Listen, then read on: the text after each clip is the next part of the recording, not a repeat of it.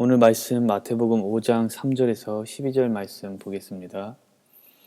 심령이 가난한 자는 복이 있나니 천국이 그들의 것이며 애통하는 자는 복이 있나니 그들이 위로를 받을 것이며 온유한 자는 복이 있나니 그들이 땅을 기업으로 받을 것이며 의에 줄이고 목마른 자는 복이 있나니 그들이 배부를 것이며 긍휼히 여기는 자는 복이 있나니 그들이 긍휼히 여김을 받을 것이며 마음이 청결한 자는 복이 있나니 그들이 하나님을 볼 것이며 화평하게 하는 자는 복이 있나니 그들이 하나님의 아들이라 일컬음을 받을 것이요 의를 위하여 박해를 받는 자는 복이 있나니 천국이 그들의 것임이라. 나로 말미암아 너희를 욕하고 박해하고 거짓으로 너희를 거슬러 모든 악한 말을 할 때에 너희에게 복이 있나니 기뻐하고 즐거워하라. 하늘에서 너희의 상이 큼이라. 너희 전에 있던 선지자들도 이같이 박해하였느니라. 오늘 마태복음에 나오는 말씀은 산상수훈 또는 팔복이라고 알려진 말씀입니다. 많이 알려진 말씀이지만 그 뜻을 정확하게 이해하고 있지 않은 경우가 많습니다. 어떤 경우에는 이 말씀을 놓고 복을 받는 8가지 비결로 잘못 해석하는 경우도 있지만 이 말씀은 오히려 성도가 하나님 나라를 기다리며 살아야 할 모습을 가르치고 있습니다. 단지 복을 얻기 위한 지침서가 아니라 하나님을 믿는 성도로서 마땅히 살아야 할 모습을 말씀하시고 그러한 삶이 결국 복된 결과를 가져온다는 것을 말씀하시고 있는 것입니다. 먼저 이 말씀을 해석하고 이해하려면 마카리오스라는 헬라어 단어를 이해해야 하는 것이 중요합니다. 복이 있나니라는 문장에서 복이라고 번역된 단어가 헬라어 원문으로는 마카리오스인데 이 단어가 지니고 있는 뜻을 보면 단순한 축복이 아니라 하나님과의 올바른 관계 안에서 받는 축복이라는 뜻을 가지고 있습니다. 즉 팔복에서 말하는 복, 마카리오스는 하나님과의 올바른 관계의 상태를 포함하는 것을 염두에 두고 말씀을 이해해야 합니다. 하나님과 올바른 관계에서 오는 축복은 어떤 상황에 놓여 있을 때 그 상황이 세상적인 기준에서 보기에는 부정적일지라도 그것과는 상관없이 하나님 기준에서 그 상황은 축복을 수반한다는 개념의 축복입니다. 그렇기 때문에 오늘 본문을 보면 이러이러한 자는 복이 있나니 라고 말할 때 이러이러한 자의 상태가 세상적인 시각과 기준에서 볼 땐 부정적이고 불행한 모습을 지니고 있습니다. 예를 들어 심령이 가난하거나 애통한 것은 세상 기준으로는 불행한 처지로 볼 수가 있습니다. 그것은 세상 기준에서 분명 불행한 일이지만 오늘 본문은 그 부정적인 상태에서 오히려 복이 있다는 뜻밖의 결과를 말하고 있습니다. 그 이유는 세상적으로는 불행해 보이는 상태라도 그 상태가 영적인 측면에서 하나님과의 올바른 관계에 놓여 있다면 결국 축복된 상태이기 때문입니다. 그렇기 때문에 이 말씀을 이해하기에 앞서서 단어 마카리오스를 언급하는 것입니다. 이 시점에서 우리가 알 수 있는 것은 2가지입니다. 팔복이 말하는 축복은 세상 기준으로는 불행한 모습으로 보일 수 있다는 것과 이 축복은 하나님과의 친밀한 관계의 상태에서만 경험할 수 있는 축복이라는 점입니다. 앞서 말씀드린 대로 팔복은 진정한 성도의 삶의 모습을 말하고 있습니다.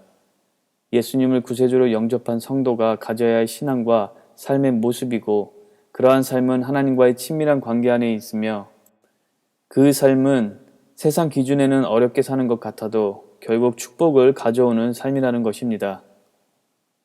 그렇다면 팔복에서 말하는 성도의 삶은 무엇을 뜻하는지 그리고 왜 이러한 삶이 결국 축복된 삶인지에 대해 좀 더 자세하게 나누기를 원합니다.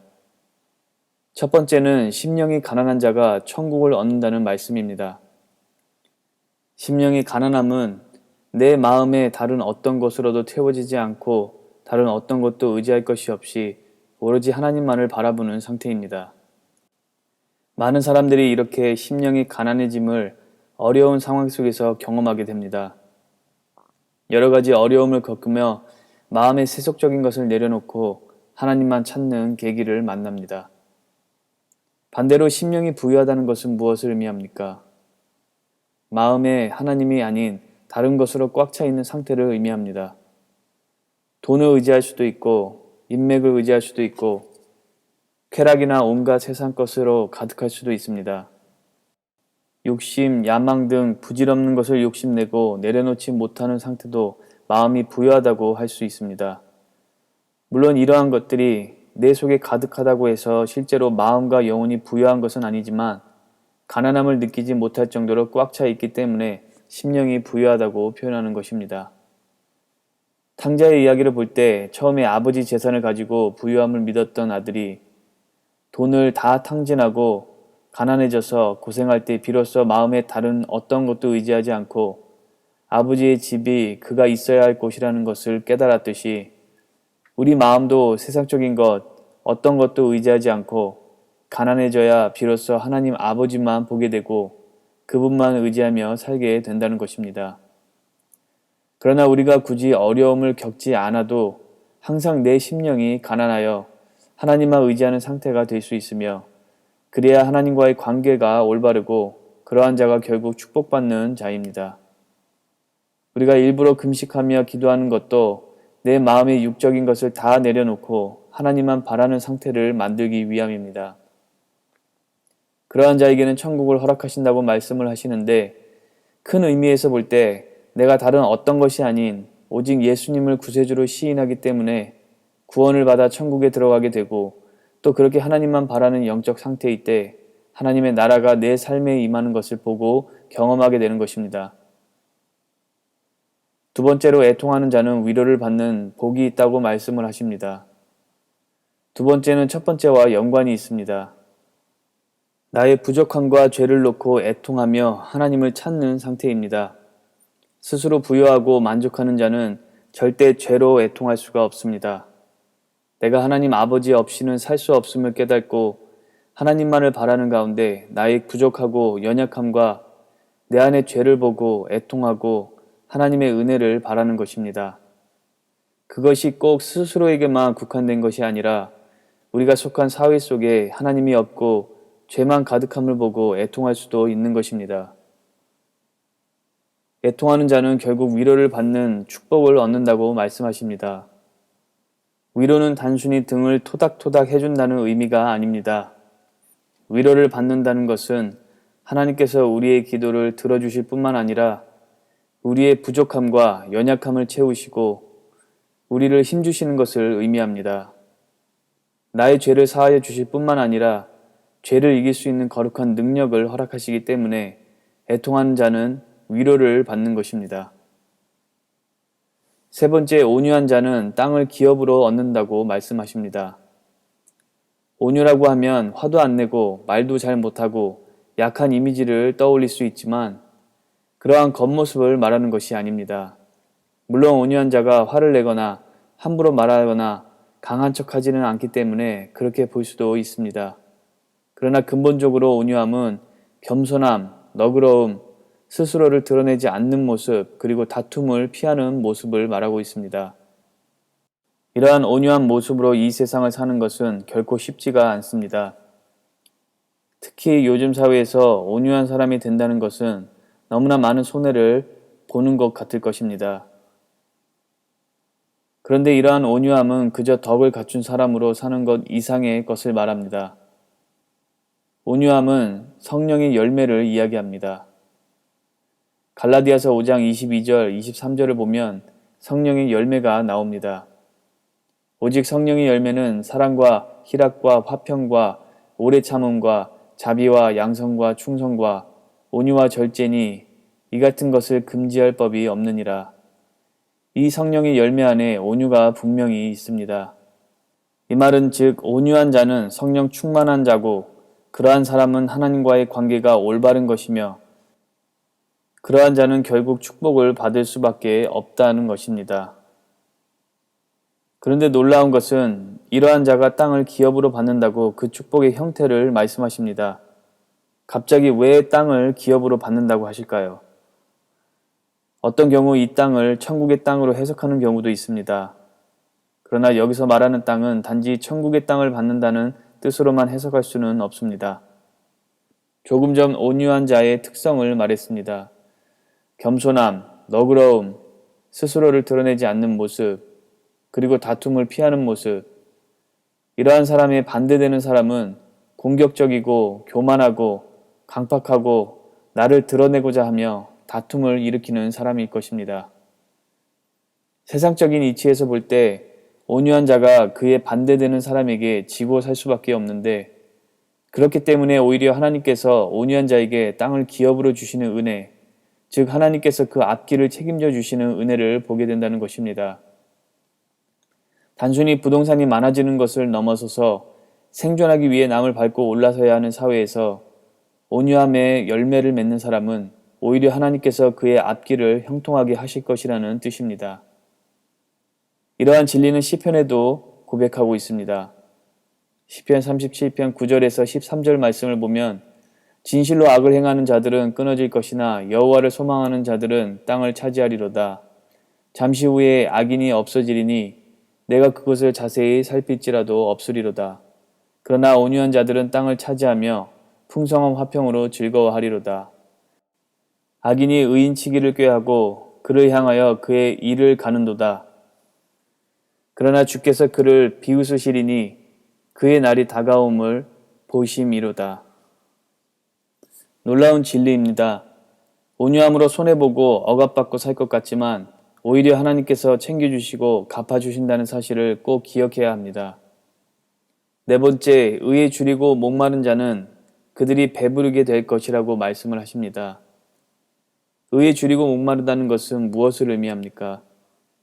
줄이고 목마르다는 것은 간절히 찾는 것을 넘어서서 없으면 안 되는 상태를 말합니다. 여기서 말하는 의라는 것은 하나님의 기준, 하나님의 뜻, 하나님의 섭리, 하나님의 말씀에 부합하는 것을 말합니다. 무엇이든 하나님 뜻에 맞는 것이 의인 것입니다. 반대로 하나님의 뜻에 반대되는 것은 의가 될 수 없고 악입니다.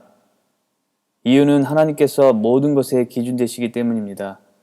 아주 간단한 예를 들어서 요즘 인권에 대한 강조가 무시무시할 정도인데 그 중에서도 성소수자들에 대한 인권 존중이 대표적입니다. 아무리 인권을 강조하고 성소수자를 존중해야 한다고 주장해도 그런 주장과 운동이 하나님의 뜻에 반대된다면 의가 될 수가 없습니다. 이처럼 의는 단지 사회에서 윤리적이거나 도덕적으로 보이는 무언가를 말하는 것이 아니라 하나님 뜻에 맞는 것을 의라고 합니다. 그런 의미에서 의는 하나님의 일을 하는 것도 포함합니다. 오늘 말씀 10절에서 의를 위해 박해를 받는 자에 대해 언급하고 있습니다. 하나님의 뜻에 맞게 사는 사람, 하나님 말씀대로 사는 사람은 세상으로부터 박해를 받게 됩니다. 세상은 하나님의 뜻과 반대되는 것을 주장하기 때문입니다. 그렇게 하나님의 의에 굶주리고 목마른 자, 즉 하나님의 말씀과 뜻에 맞게 살려고 목숨 거는 사람, 그리고 복음을 전하는 데 목숨 거는 사람은 결국 축복이 있다는 것을 의미하는 것입니다. 다섯 번째, 긍휼히 여기는 자는 긍휼히 여김을 받게 된다는 말씀을 하고 계십니다. 긍휼히 여긴다는 것은 단지 나보다 어려운 사람을 불쌍히 여기고 도와주는 것만 말하는 것이 아니라 상대방을 용서하고 감싸주는 것을 말합니다. 그렇게 내가 상대방을 용서하고 감싸줄 때 나 또한 용서와 자비를 얻게 된다는 것입니다. 이러한 말씀은 우리에게 익숙합니다. 우리가 외우는 주기도문에서 우리가 우리에게 죄 지은 자를 사하여 준 것 같이 우리의 죄를 사하여 주옵시고 라는 대목이 있고, 또 대표적인 비유로 마태복음 18장 21절에 비유가 있습니다. 너무나 커서 갚을 수 없는 빚을 탕감받은 종이 자신에게 몇 푼 안 되는 돈을 빌린 자를 탕감해 주기는커녕 감옥에 넣은 것을 보고 불쌍히 여김을 받았음에도 동료를 불쌍히 여길 줄 모르는 악한 종이라고 심판받는 비유입니다. 우리가 먼저 긍휼함을 베풀 때 하나님께서 긍휼함을 보여주시는 것이 아닙니다. 하나님께서는 이미 자격 없는 우리에게 긍휼과 자비를 베풀어 주셨기 때문에 우리도 당연히 긍휼하게 여기는 것이 마땅합니다. 그럼에도 성경은 차례를 바꿔서 말하고 있습니다. 방금 살펴본 마태복음 18장에서 35절에 보면 너희가 각각 마음으로부터 형제를 용서하지 아니하면 나의 하늘 아버지께서도 너희에게 이와 같이 하시리라 라고 말씀하시면서 우리가 먼저 용서받았음에도 우리가 먼저 형제를 용서해야 된다고 차례를 바꿔서 말씀을 하십니다. 이것은 수동적인 자세로 용서할 것이 아니라 능동적인 자세로 용서해야 함을 의미하고 있습니다. 그렇기 때문에 이 비유를 말씀하시기 전에 앞서서 베드로가 형제를 몇 번 용서해야 하는지 7번이면 충분한지에 대한 질문에 7번을 70번까지라도 용서하라고 하시며 적극적이고 능동적으로 용서하는 태도를 요구하십니다. 또한 이미 용서받은 우리가 형제를 용서하지 않는다면 이미 받은 용서도 빼앗길 수 있기 때문에 긍휼히 여기는 자는 긍휼함을 얻게 된다는 차례로 말씀하시는 것입니다. 마태복음 18장에서 큰 빚을 탕감받은 자가 형제를 탕감해주지 않으므로 다시 빚을 갚아야 하는 상황에 처한 것이 이런 경우에 해당되는 것입니다. 긍휼함이라는 은혜를 받은 자가 은혜를 베푸지 않는 죄는 그 전에 은혜로 용서받았던 죄보다 더 큰 죄로 여겨지기 때문입니다. 6번째, 마음을 청결히 하는 자는 하나님을 볼 것이라고 말씀하십니다. 예수님의 제자들이 손을 씻지 않고 떡을 먹었을 때 바리새인들이 율법을 어겼다고 정죄했습니다. 그때 예수님께서 바리새인들은 율법을 지키나 마음은 죄로 가득함을 책망하시며 여러 비유를 말씀하시고 베드로가 그 비유들의 뜻을 설명해달라고 할 때 이렇게 말씀하십니다. 마태복음 15장 18절부터 20절에 입에서 나오는 것들은 마음에서 나오나니 이것이야말로 사람을 더럽게 하느니라. 마음에서 나오는 것은 악한 생각과 살인과 간음과 음란과 도둑질과 거짓 증언과 비방이니 이런 것들이 사람을 더럽게 하는 것이요 씻지 않은 손으로 먹는 것은 사람을 더럽게 하지 못하느니라. 마음의 상태에 따라 그리고 무엇을 담고 있느냐에 따라 우리가 하나님을 볼 수 있는 축복, 즉 하나님과 깊은 교제 안에 들어갈 수 있는 축복을 얻을 수도 있고 죄의 노예, 즉 사탄과의 교제 안에 들어갈 수도 있다는 것입니다. 7번째, 화평하게 하는 자는 하나님의 아들이라 일컬음을 받게 된다고 말씀을 하십니다. 세상에 화평을 외치는 사람들은 많습니다. 특히 요즘은 세계 평화를 놓고 이런저런 방식으로 목소리를 높이기도 하고 연합하기도 하지만 그렇다고 해서 하나님의 아들이라 일컬음을 받지는 않습니다. 그것은 단지 그들이 기독교인이 아니어서가 아니라 그들의 기준과 방법이 하나님을 닮고 있지 않기 때문입니다. 그런 의미에서 성경적으로 화평하게 하는 자는 하나님 아버지를 닮은 자입니다. 하나님은 평화의 하나님이라고 로마서 16장 20절, 데살로니가전서 5장 23절, 또 히브리서 13장 20절은 말하고 있습니다. 하나님께서 보이신 화평의 정점은 십자가 사건입니다. 독생자 아들을 십자가에서 제물 삼으심으로 죄인된 우리와 화평하신 하나님을 닮아야 합니다. 화평하기 위해 아들을 내놓으신 하나님을 닮고 화평하기 위해 십자가를 지시고 죽기까지 순종하신 예수님을 닮아서 우리도 우리가 처한 곳에서 우리의 십자가를 지고 사람과 사람뿐만 아니라 복음을 전함으로 하나님과 사람 사이에서 화평을 만들어 가야 하는 것입니다. 그렇게 하나님의 기준으로 사람과 사람을 화평하게 하고 하나님과 사람을 화평하게 만드는 자는 하나님을 닮은 자, 하나님의 아들이라 일컬음을 받는 것입니다. 마지막 8번째, 의를 위하여 박해를 받는 자는 천국을 받게 된다고 말씀을 하십니다. 조금 전 4번째 복에서 의에 줄이고 목마른 자를 살펴보면서 의는 하나님의 기준, 하나님의 말씀을 말하는 것이고 그 의에는 복음을 전파하는 일이 포함된다고 말씀하였습니다. 우리가 하나님 뜻대로 하나님 말씀대로 살고 또 복음을 전하다 보면 박해를 받는 것은 어쩌면 너무나 당연한 일입니다. 역사가 그것을 증명하고 있습니다. 그런 일이 당연히 있을 것이라는 것은 이미 예수님께서 여러 차례 말씀하셨고 팔복 밑에 나오는 11절, 12절 말씀을 보면 그 부분에 대해서 더 자세하게 언급하고 계십니다. 11절 말씀, 나로 말미암아 너희를 욕하고 박해하고 거짓으로 너희를 거슬러 모든 악한 말을 할 때에는 너희에게 복이 있나니 12절에 기뻐하고 즐거워하라. 하늘에서 너희의 상이 큼이라. 너희 전에 있던 선지자들도 이같이 박해하였느니라. 예수님을 전함으로 욕을 듣고 박해받는다는 것은 결국 복음을 전하는 자의 모습을 말합니다. 이렇듯 의에 줄이고 목마른 것, 을을 위하여 박해받는 것은 단지 윤리적인 삶을 말하는 것이 아니라 하나님의 말씀대로 살고 복음을 전하는 삶을 말합니다.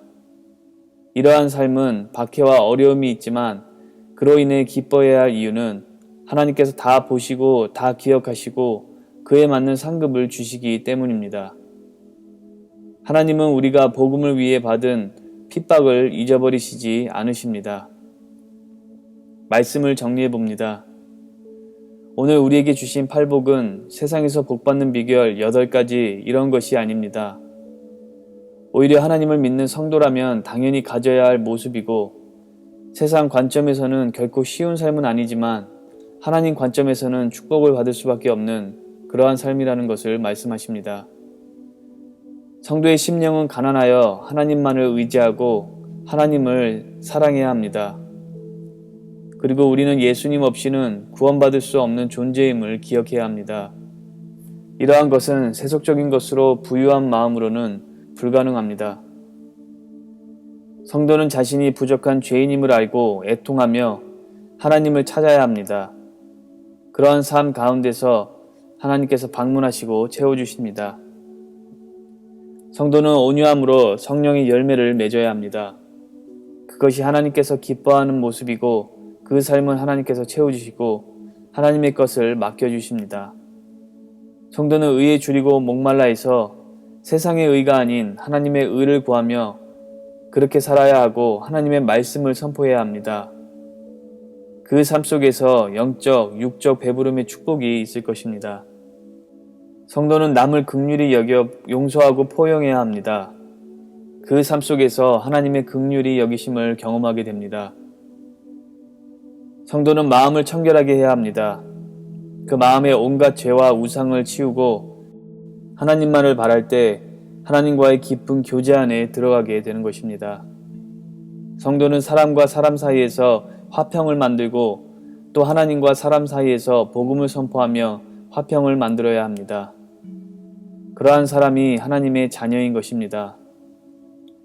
성도는 하나님의 의로 살아야 하고 그러한 삶은 복음을 전하는 삶입니다. 그러한 자는 핍박을 받을 것이나 하나님께서 절대 잊지 않으시고 다 갚아 주십니다. 이러한 성도의 삶의 가장 핵심은 하나님과의 깊은 교제입니다.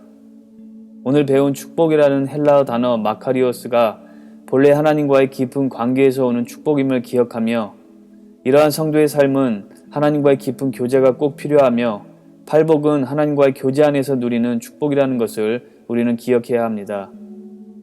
오늘 주신 이 말씀을 기억하며 이렇게 팔복을 누리는 성도의 삶을 살 수 있도록 해달라고 다 같이 기도하시겠습니다.